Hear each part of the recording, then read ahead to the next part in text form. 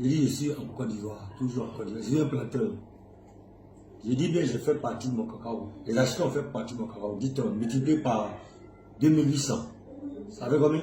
28 millions. Ça fait 28 millions. 28 millions. Regardez mon état où je suis assis. Actuellement, je ne vois pas clair. Je ne vois pas clair. Les 2 yeux là sont fermés par manque de médicaments. Je suis diabétique. Je n'arrive même pas à me soigner, même manger. Rien. Mes enfants, j'ai 10 enfants. Actuellement, il y a 6 enfants qui ne vont plus à l'école. Il reste 4. Les 4 ils n'arrivent pas. Ils les ont chargés de l'école. Ils sont actuellement avec moi, à la maison. Donc nous demandons à l'État de se préoccuper de nos problèmes. Sinon que tous ceux qui vont là-bas pour dire que nous, vous dites ne faut pas, on va filmer, on va parler. Oh, si on ne parle pas, on va mourir. Ou je suis assis à mon état, vous pouvez me prendre, vous pouvez me prendre pour me mettre en prison. Vaut mieux que je sois assis à la maison et puis sans rien faire. Je n'arrive pas à me soigner. Médicaments, je ne vais pas payer, je ne peux rien faire. Et puis on est là, on se cache pour rien.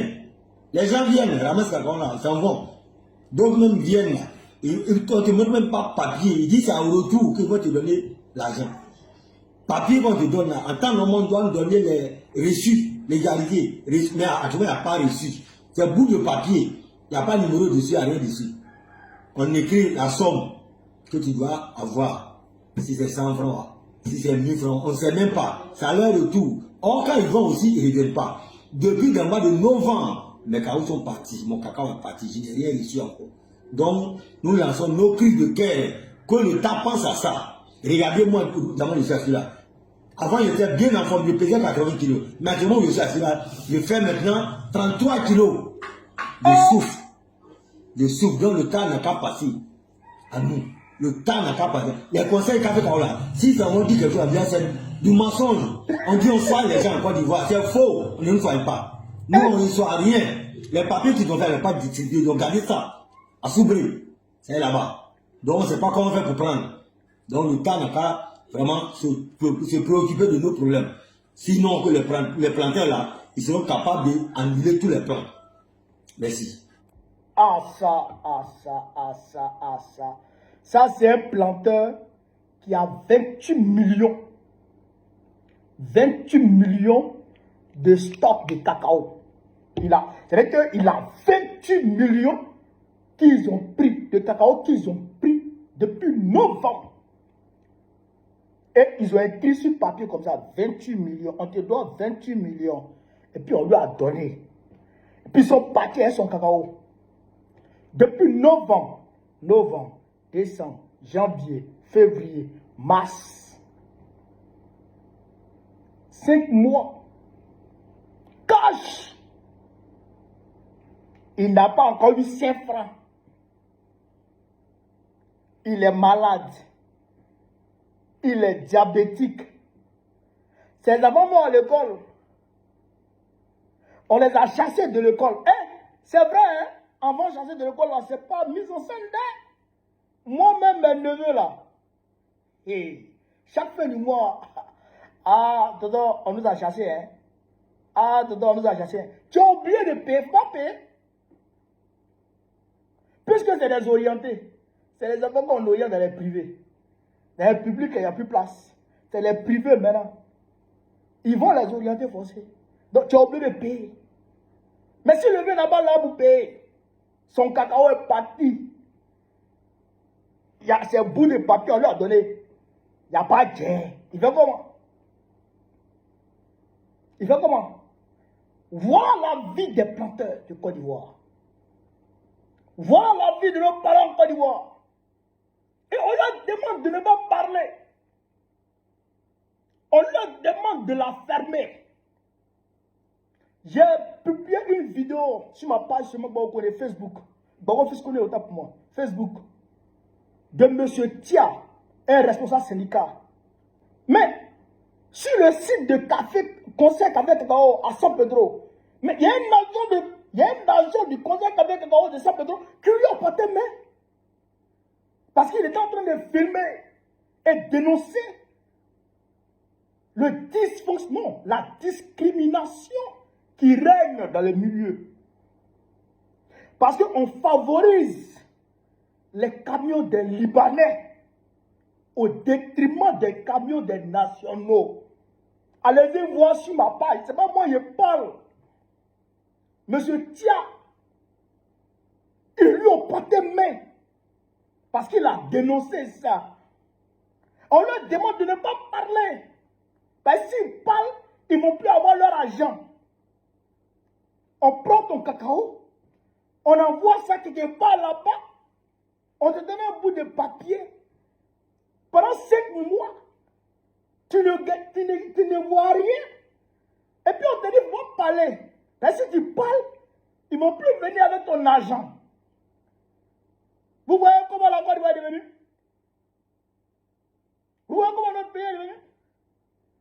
Mes chers parents planteurs, parlez, exprimez-vous. Si tu es malade et que tu caches ta maladie, un matin, on va aller te retrouver mort dans ta maison.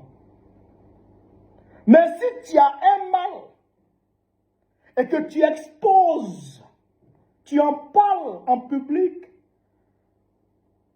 ou à ton entourage, Dieu, dans son infinie bonté, peut t'envoyer quelqu'un pour te sauver. Dieu, dans son infinie bonté, peut t'envoyer quelqu'un pour te sauver.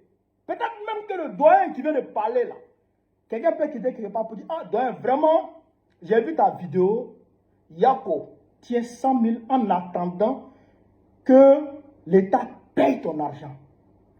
Mais si tu te caches, tes enfants ne vont pas à l'école. Tu n'as même pas l'argent pour te soigner. On dit assurance maladie, des fausses assurances maladie. On dit quand tu prends ça, tu dans l'hôpital, dans la pharmacie, on te donne des médicaments. Mais les gens prennent ça. Ils vont dans la pharmacie, c'est paracétamol avec bétadine qu'on leur donne. Paracétamol et bétadine. Hein? Mal de tête et puis plein. C'est ça qu'on leur donne. À part ça, là, même Dakwadjo, même Palou, même Mérika, même Mérika, on ne se donne pas. C'est de l'escroquerie claire. C'est de l'escroquerie pure. Non, mais c'est incroyable. Mes chers parents, moi je vous le dis, vous avez été grugés par la Sandra Ouattara. Vous avez été trompés, vous avez été dupés par la Sandra Ouattara. Mais, il ne faut pas vous asseoir. Il ne faut pas vous taire. Il faut en parler.